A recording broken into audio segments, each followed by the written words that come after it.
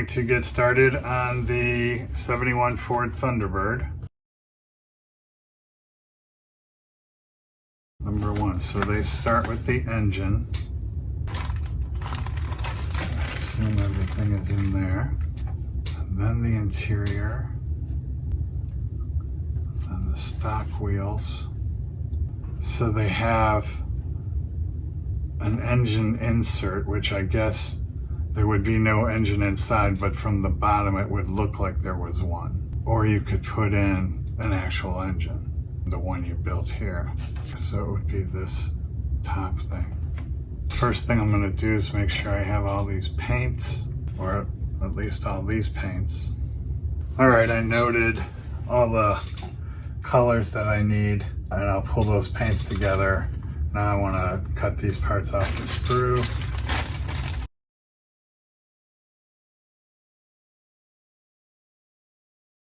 This is a really flashy model. Every single one of these pieces requires a lot of cleanup. As a matter of fact, I think I'll just remove all the parts and group them per assembly and attack all the flash and cleanup of all the parts first. The other thing I read online, it's very difficult to get a good fit. You can see these 4 prongs have to go into these 4 openings.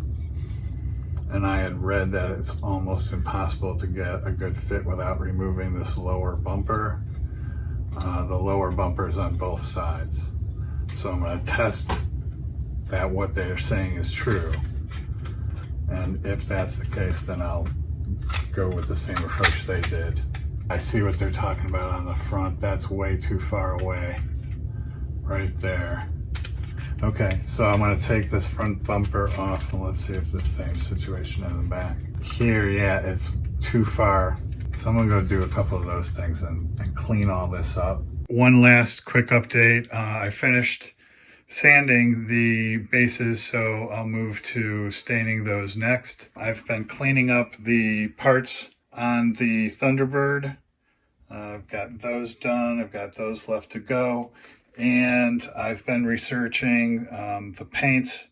So an internet search on a 71 Ford Thunderbird colors brought me to this site, and it looks like it's pastel blue, and they provide links to examples.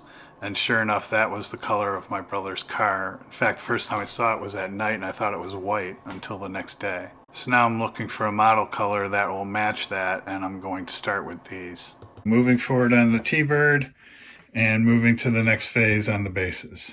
And all the Monte Carlo stuff is waiting in the wings. But I want to get the T-Bird under my belt. It's the first car I'll have built since I was like 10. And then having that kind of under my belt, I think I'll be better informed on how to attack the Monte Carlo. Okay, that's my update. So as always, thanks for watching. Happy modeling.